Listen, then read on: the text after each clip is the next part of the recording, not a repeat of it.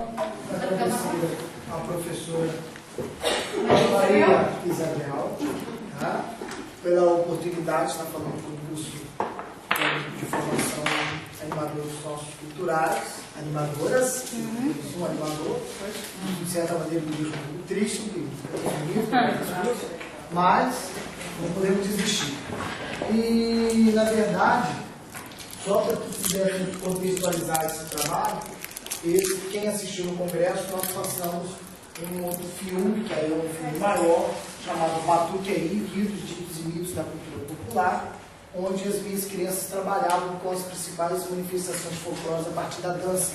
É uma maneira que você está alargando, né, essa sensibilidade, esse olhar dessas crianças.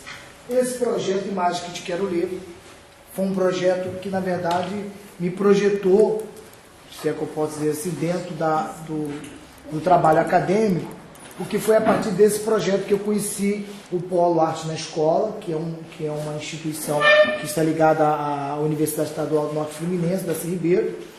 E como é que começou essa história do Imagem que Te Quero Ler? No ano de 2005, eu fui escalado para trabalhar numa escola de comunidade, que vocês chamam aqui de bairros sociais, né? Era uma comunidade de periferia mesmo, o pessoal chama de favela e tal, onde a violência, o tráfico, essas coisas são muito presentes na vida das crianças.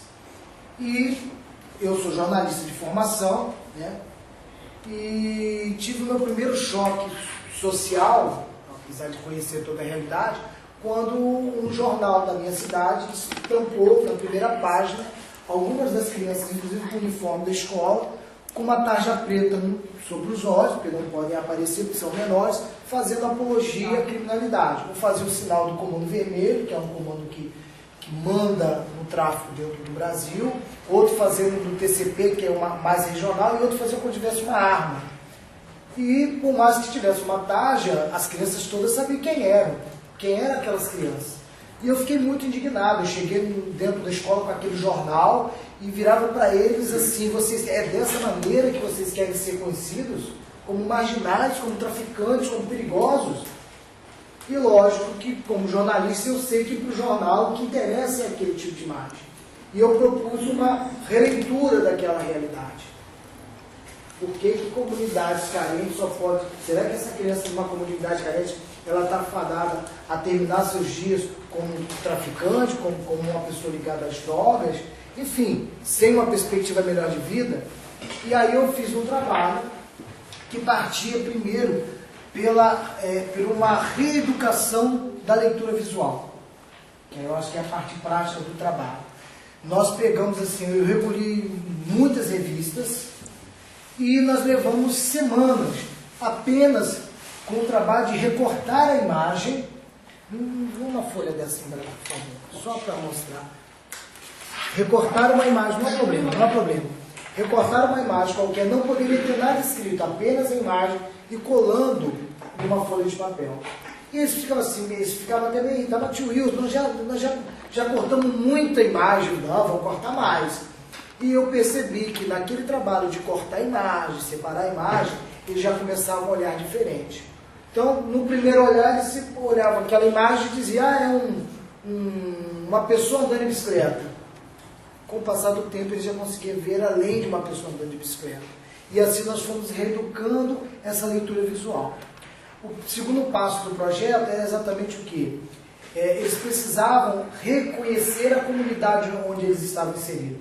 Uma comunidade onde tinha muito lixo, onde havia violência, onde havia coisas ruins. Será que eles poderiam descobrir que há algo positivo?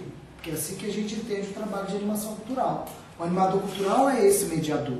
Ele tem que ter essa capacidade de alargar a consciência das pessoas com as quais ele está trabalhando.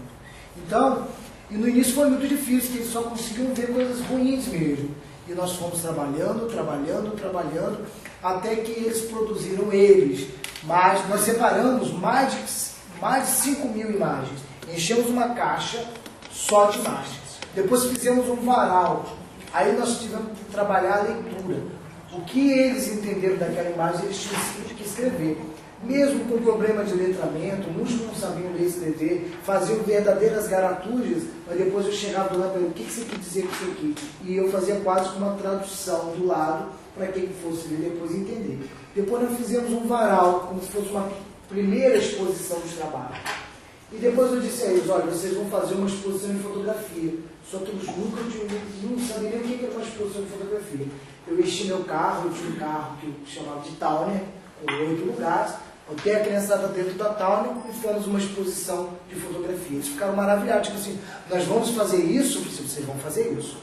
Então, quando eles começaram a produzir esse trabalho, eu chamei o jornal que havia dado aquela primeira página toda e eles deram um rodapé da página 2. Eu falei, não pode ficar assim. Eles deveriam dar o mesmo tamanho do qual falaram da questão negativa e agora eles vão fazer da parte positiva. Eles não fizeram. Só que eu, como jornalista, atuava em outro jornal, chamei o redator-chefe desse jornal, conversei, e ele mandou uma equipe e deram uma página inteira falando do trabalho que eles estavam fazendo. Depois eu espalhei dentro da escola aquele mesmo jornal com apologia ao crime e outro jornal deles fazendo atividades culturais. E aí comecei a trabalhar a questão do contraponto. E a partir daí eles produziram, nós fizemos mais de 600 imagens, eles fotografando. Dessas 600 nós escolhemos 60, consegui um fotógrafo famoso da cidade que me deu a revelação, porque não havia dinheiro, a escola não tinha dinheiro, eu não tinha dinheiro, conseguimos a revelação das fotos, produzimos um texto, inclusive envolvi os alunos, que nós chamamos da EJA, que é Educação de Jovens e Adultos, não sei como vocês chamam aqui, pessoas que já passaram da fase, no caso de estar estudando, a gente envolve... EFA, lá é EJA. Então, os alunos da EJA participaram, produzindo textos, eles não fotografaram, só trabalharam em cima das imagens, algumas crianças também, e ficou um trabalho que vocês vão ver aqui agora. Então, esse é o resultado desse trabalho. E depois a gente... E aí a gente conseguiu produzir efetivamente isso.